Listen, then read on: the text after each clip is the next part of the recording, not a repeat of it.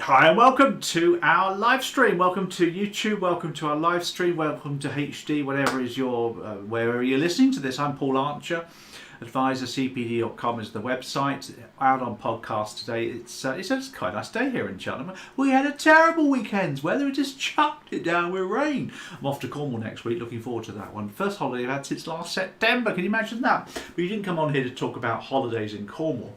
Now we've got a couple of great ideas for you to share with you to help you in your mortgage business this morning for a few minutes to keep you occupied. The first one actually is I'm not going to give you an update on the mortgage market because you probably read about that anyway. Not a lot really has happened since last week. We've just got lenders putting their rates up again, which is quite interesting. Rates of interest going up, which is quite scary. Bank of England are going to go negative at some point, which is interesting as well. That's a good one actually because the Bank of England, people think that negative interest rates are a good thing. They're not actually. It doesn't affect you, the consumer. It doesn't affect your customers because banks charge whatever rates they want to charge. If they want to charge 3 or 4% on their fixed rate deals, then they will go ahead and do so. If the Bank of England's base rate is 0.5% minus, that doesn't really affect lenders so much, does it? It affects gilts, of course. But the big one is that when banks leave money with the Bank of England overnight, which they do because they're not lending, with negative interest rates, the banks then have to pay the Bank of England interest. So it makes them not want to do that, which is quite a good thing actually at the end of the day. So anyway, lots of changes in the mortgage market. First concept to share with you, just to remind you then, is the away from selling skill here, away from selling. Because I've talked about this many times before, when we're selling things or promoting an idea or fact-finding, whatever it is, if we want the customer to buy into something, sometimes we have to use away from techniques, which is getting the customer away from pain, away from problems. And when we're selling life assurance and protection, away from is a classic method to use. Now, I read an article at the weekend about lasting power of attorneys, LPAs. Now, lasting power of attorneys, of course, is something that all clients should have, really, but most don't bother because they see the need, but they can't be bothered. It's extra work, effort, time, whatever, money. Now, I read this article, and I'll pick the article up for you actually because it's quite an interesting one. It's from the magazine, and it talks about a woman's struggle with the court of protection. Because not a lot of people know that if you don't have a lasting power of attorney in place, if you do lose your ability to control your finances or your health and welfare, then somebody who's usually your next of kin then has to apply to the court of protection. And it's a right old palaver. And there's this story here of somebody whose husband had early onset dementia and lost his mental capacity in his early 50s. Now, I'm 57 next week, and it just makes me scared to think about that one. And obviously, they didn't have an LPA, which was sad in a way. And under the Mental Health Act, he was put into hospital and controlled effectively by the state. Not a lot of people are aware of that. So suddenly the state's controlling what you do. They had separate bank accounts, so she had no access to his money because he had bank accounts in his own name. So it's a bit tricky, so she didn't have any money, which was a major problem. She was able to care for a few months from her slush fund to pay for care fees, because although the government controlled his ability, they didn't pay for his care fees, so she had to pay for those. So she managed to get a bit of money together, but she had to keep going to the Court of Protection to get permission to do various things. And she had to apply to the court via a series of forms, which are very difficult to complete. And she had to get some professional expertise in to complete some of the forms as well. She then sold her car to raise more funds to pay for the care home because obviously she couldn't access his money as well. And she got an interim decision from the Court of Protection, but effectively her husband is a ward of the state. Can you imagine how awful that is? And she keeps applying to the court for ability to get hold of his money to pay for his care fees. And she's still waiting for the court's decision. And every time she wants to make a change in the care home or maybe how he's cared for, she has to go to the Court of Protection for permission. And it's absolutely awful. It says here, by contrast, if she'd chosen to do an LPA, lasting power of attorney, and paid £82 for each one and got it registered, she would have had none of that trouble at all. So it just makes you think about away from selling when it comes to lasting power of attorney, really. So just a quick reminder of what it's all about. Hope that's useful. Okay. let's move on then to our next topic, our main topic of the morning for you. Got some interesting stuff for you on selling online. So I'm talking about the skills that you need. Let's put the title up here for you so you can see that quite clearly. The skills that you need to do online advising, online selling. Let's talk about these skills because there's a whole lot of them you need to start getting better at or adopting in the first place if you're using screen-to-screen selling with your customers. So I've got about sort of 15, 16 of these things for you to help you to be successful in your screen-to-screen selling. And I'm sure you want to be successful, don't you? Okay, let's just dive in then, shall we, when we get to this one. So when you're screen-to-screen selling, if you can do, stand. Now right now I'm standing, which allows me to present information to you. Obviously I'm using a whiteboard and stuff like that. So when you're presenting a solution to the customer, if you can stand, do. Don't be too far away from the camera. I'm quite close up really, just about as close as we need to. But standing gives you emphasis, it gives you ability to present information, to talk really well to the camera and present information. When you're not presenting, make sure that you read their face. There we go, read their face. So when you're presenting to the customer, in front of you, you have their face. Make sure that you can see their face clearly. That depends, of course, on their video capability. But learn to read faces. You won't have body language to read anymore. You can't like look at their legs and stuff like that. You wouldn't do anyway, would you? You do it in your peripheral. But read their face. Learn to read expressions, micro expressions, because that's the body language of the future. Eye gaze, we've talked about eye contact before. Make sure you give the customer good eye gaze, which is not staring at the lens. I mean, I'm staring at the lens now because this is a video, but if I was to be doing the screen-to-screen selling thing here now, I'd be gazing at the customer's face, looking away, looking at their eyes, looking at the camera lens at the same time. Just change the colour of the pen for you. Be aware of your resting face. There you go. That's a nice little tip for you. Your resting face. Now everybody has a resting face, and that depends on how well you look. Some people have a really miserable, angry resting face. When you're online on video, you will revert to your resting face quite quickly if you're concentrating on something technical. So be aware of what your resting face is and change it if you need to, because that's a good one to do. Signpost throughout. When you're on screen-to-screen selling, make sure you signpost all the time.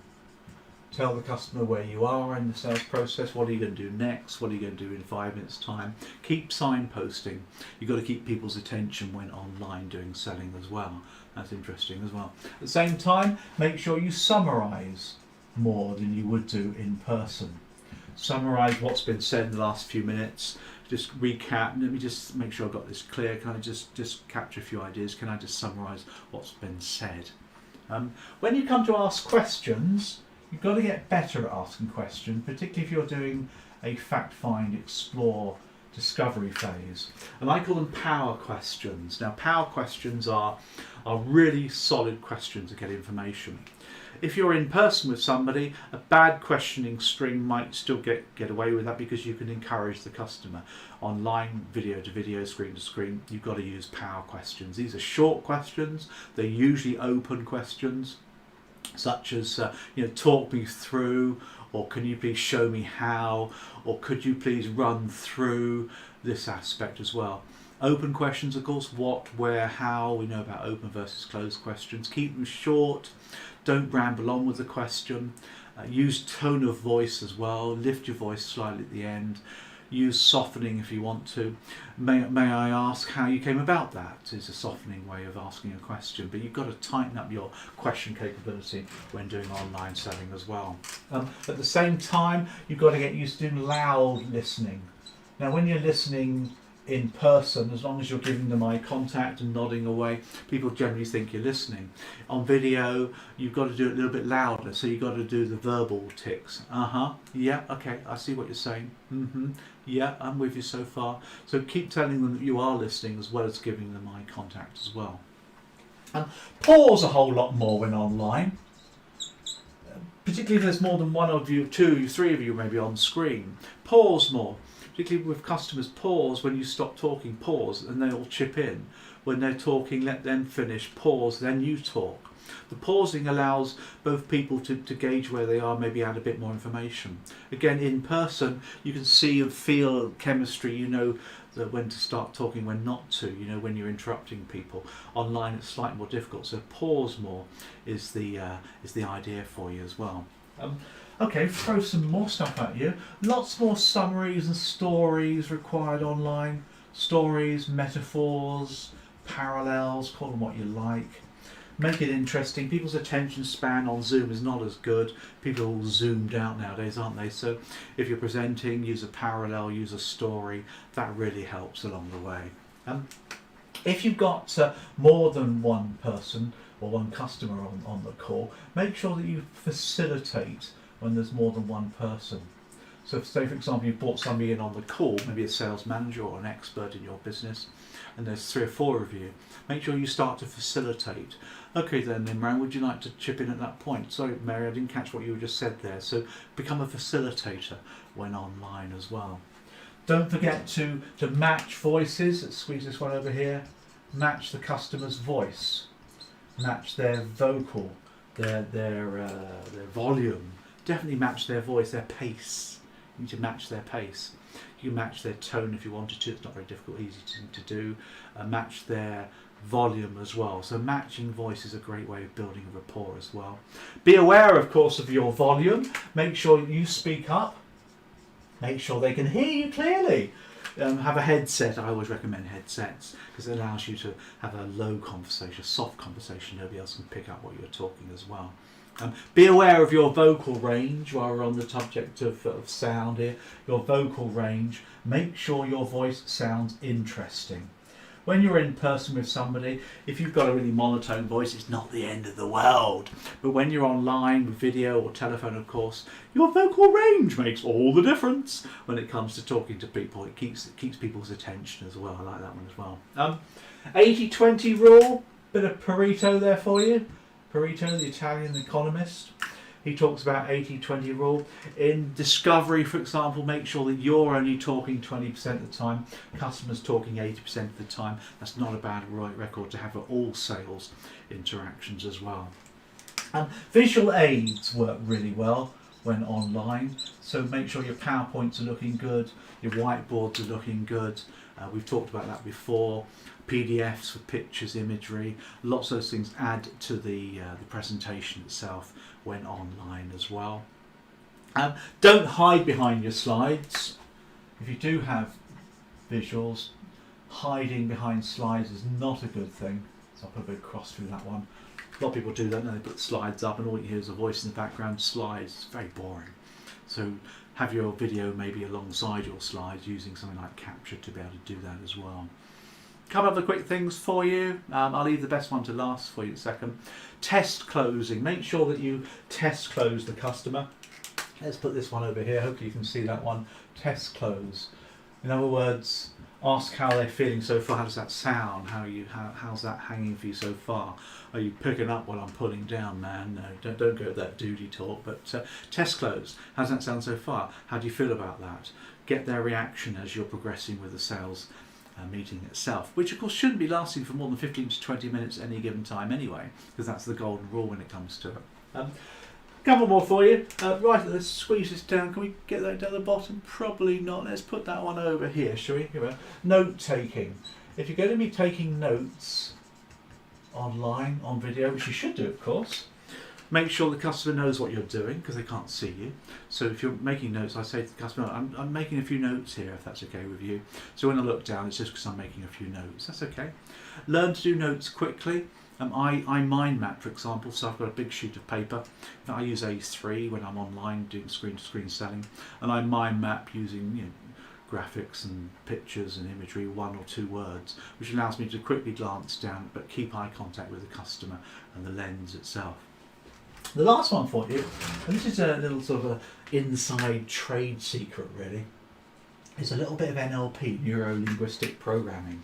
And this is the visual kinesthetic auditory thing, the VKA. Watch eye movements. When you've got a face in front of you, you can see so much more than you could see when you're in person. Watch the customer's eye movements. Are they going up, across, or down? This indicates visual thinking, auditory thinking, or kinesthetic thinking, which is downright. So as you chat the customer, watch where their eye movements go. They may well be glued to the lens because people think that's what they need to do, and that's fine. But if they're free to wander, look at where they're going. Google that. So visual, kinesthetic, auditory. I've got videos on the topic as well. Because if they're more of a visual customer, they'll be looking upwards. You can then go more visual with your presenting. If they're more auditory, their eyes are going across, then you can talk to them, engage them in conversation. If it's downright, you want to get more kinesthetic, more hands-on, maybe sharing a whiteboard, a little bit more collaborative selling, using a whiteboard sales or annotation of your PowerPoint deck. So that's a little final trade secret there for you.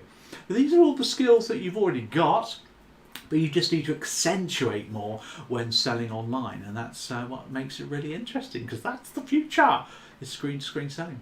I hope that's been useful. Bye. There you go. So nice little sales tip there for you there. Hope you like that one. It's important to do this. Mortgage advisors, financial advisors are all finding that screen-to-screen selling with customers is just so useful for your time management, but it's also good for customers as well. They don't have to have you around, of course, their house or go into your offices. They may want to go into your office, I get that totally. But once you've got that rapport with customers, maybe a second, third sale that you're doing with them, further ongoing advice, picking up on the screen for 20 minutes to catch up with them, do a quick fact find, a little bit more information, is definitely the way forward. And you need to embrace the skills involved in that area, and that's really the way things are moving. So that pretty much wraps up our live stream this week for you. I'm off down to Cornwall with partner Shelley. We're going to Cornwall next week, so I won't be doing a live stream next week. Hope you don't mind, because I'm on the beach. Won't be sunbathing because it's October, but we'll be wandering around, and I won't have the capability. I think Wi-Fi is really bad. I might be off the grid. Can you imagine that for the whole week? Which should be lovely. Looking forward to the first holiday I've had since last September, so really looking forward to that. Other than that, do connect with me on LinkedIn, please. YouTube, subscribe. I've got the Advisor CPD. Get onto our member database. We've got some exciting stuff coming up for you. We've got a series of equity release podcasts coming up throughout October, November and December. They're all free, so they're live on Saturday morning to get as many people on there as possible. You've got to be in our database to get it.